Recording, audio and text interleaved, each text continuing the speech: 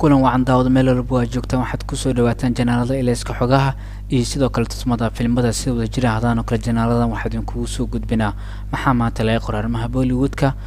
waxaana warbixinadeena alaabaan kusoo qaadanaa filimada maanta soo baxay filimada wararkooda soo kordhay xanta jilaayaasha u gaarka iyo waxyaabaha kale aan sidii karna xiis way leeyihiin oo daawadayaashina ku taxan halkan wada la wadaagi kartiin hada warbixintana waxaan ku bilaabi doonaa xidigta Samantha Ruth Barabu ayaa waxa laga sheegay cudurka myositis kaas oo ah cudur ku dhaca unugyada murqaha waxaana xidigtan ay sheegtay in ay ka soo bogsan doonto dhawaan kala hore ay ahayd warar ka soo baxay xaaladda caafimaad xidigta Samantha Ruth Barabu taas oo ugu dambeyn xidigtan ka hadashay in markaan la tacaalayso cudurkan ay sheegtay inuu ku dhaco unugyada murqaha aan xidigtan sheegtay in xidigtan laga soo sheegay xaaladani bilooyin ka hor xidigtan markaa waxay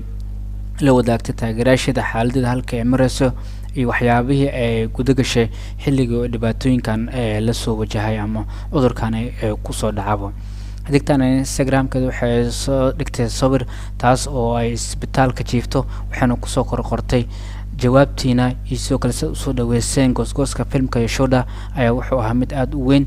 xashagtay jaceelkiina iyo sidoo kale xiriirkiina ayaa aad ugu faraxsanahay in la wadaago taas ay waxay isinaysaa ay sheegtay awood in aan markaan la wadaago xaaladeyda iyo sidoo kale dhibaatooyinka aan dhaxda ka marayo waxay sheegtay in nolosha markaan ay meel ku tuurtay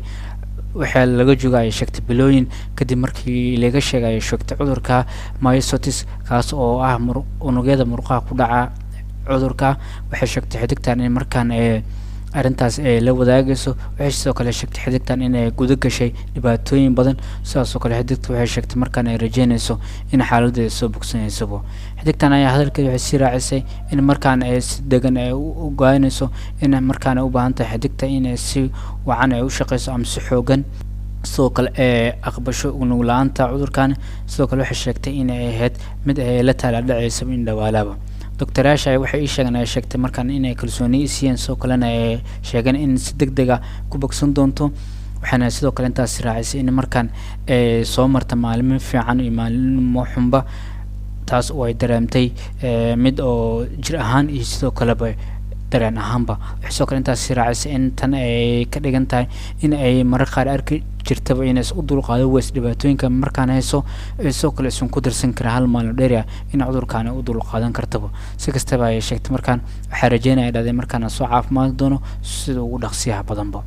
markaan fiirin xidigtan dhinaca shaqadeeda Samantha Ruth Barabu ayaa waxa lagu arki doonaa filmkeeda soo socda ee qiyaanada Yashoda kaas oo goosgooskiisa maalin kor la soo fasaxay filmkaas ayaa waxa lagu daawan doonaa 4 luqadood kuwaas oo baan Hindiya movie noqon doono dhinaca kalena xidiga Tiger Shroff iyo sidoo kale film qarash gareeyaha Jackie Bagnani iyo sidoo kale directorka Jian Shakti ayaa markaan waxay ku midoobeen film action iyo sidoo kale qiyaana kaas oo lagu magac daray Hero Number 1 director ka iyo sidoo kale actorka David Dowan iyo sidoo kale Govinda ayaa box office ka waxay wacdar kaga dhigeen xilliga 90-meeyadii iyagoo sidoo kale filmkaas ay la imaadeen oo ah filmka Hero Number 1 waxaana filmkaasi laga joogo 25 sano kaas oo galas Febraayo soo socotaba waxaana muuqata markaan in magaca filmkaas dib loo nooleed doono waxaana ku midoobi doonaan director cusub actor cusub iyo sidoo kale soo saaro cusub kuwaas oo kaliyiin Tiger Shroff Jackie Bagnani iyo sidoo kale Jagan Shakti kuwaas oo lagu wadan filmkaasi ka wada shaqeeyaanba warbaahinta Benka Filay waxay qortay in filmkaas uu yahay mid Tiger uu ku soo bandhigi doono mashruuciisa xiga kaas oo lagu magac daray Hero Number 1 filmkaas ay waxa la sheegay inuu yahay film lagu qarash gareey doono budget sare waana action film dhameystiran sidoo kale argudasho filmkan ay waxa la filan karaa in la daawado ama ba shaqadiisa ay bilowday sanad soo socotay 2023 wararka sidoo kale waxay intaas ku daraa in filmkan uusan ahayn filmka hore loo sameeyay 90-meeyadii hasaatee filmkaas uu yahay film ka duwan sidoo kale action caalami ah lagu soo bandhigi doonaba sidoo kale warbaahinta Bollywood Hangama ayaa waxa ay sheegtay in wararkaas uu yahay warar aan lagu kalsoonaan karin hasaatee xiriir la sameeyay ay sheegeen in uusan jirinba film oo Tiger Shroff la saxiixday film soo saaraha Jackie Bagnani kaas oo film soo saaraha inkastoo wararkaasi aan la hubinba waxa daawad ugu dambeyn waxaan eegi doonaa filmada box office ka saaran ee filmka Thank God iyo sidoo kale Ramsetu kuwaas oo maalinta afraad lacag ay ka keenay gudaha box office-ka waxaan ku bilaabnaa filmka Thank God ayaa marka la hoos u dhac sameeyay wuxuuna keenay 2.75 karoor taasoo ka dhigan filmka wadartiisa guud 20 karoor waxaana tan ka dhigan tahay in afartiisa maalin filmkaani uu sameynay lacag iska hoosa taas oo aan lagu barnayn filmada diwaaliga la saarna alaaba lacagahaas ay la imaadaanba. filimkan markan wuxuu yahay mid hoos u sii socdo, sidoo kale waxaa laga filan karaa in sabtidii wixii ka dambeeya oo maanta in lacagiisa intaan kasii hooseeyaan, sidoo kale aan laga filan karin filimkan inuu kor u kac oo sameeyaba. filimkan sidoo kale waxa uu ka sameyn karaa amaba uusan dhaweyn karin qeybaha bulshada, kaas oo filimkan oo xitaa maalintiisa kooda marka loo fiiriyo uu ahaa mid uu lacaga sidaas aan u baxsaneyn keenay. filimkan wuxuu yahay mid ku saabsanaa shactiro, hasaate markan daawadayaashu waxay iska diideen in filimkaasi ay soo dhaweyn u sameeyaan, sidoo kalena boos uusan ugu banaaneynba. filimkan sidoo kale waxaa la dhihi karaa inuu filimkan yahay mid aan ku xirnayn deegaanada ugu waaweyn oo lacag badan ka sameyn karo. haddaba aan isla eegno sida guud lacagaha talaadada maalintiisa kood la saaray wuxuu keenay 7.50 karoor, arbacada waxa uu keenay 5.75 karoor, khamiista wuxuu keenay 4 karoor nadiif ah, jimcadana oo shalay wuxuu keenay 2.75 karoor.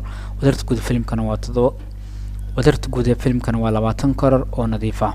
ugu dambeyn waxaan eegi doonaa filimka kale ee Ramsey 2 kaas lacagta uu keenay maalintiisa afraad ee gudaha Hindiya box office ka saaran. filimkaasi ayna isla eegi doonaa isagoo filimkaasi keenay lacag gaaraysa 6 karoor jimcadiisii,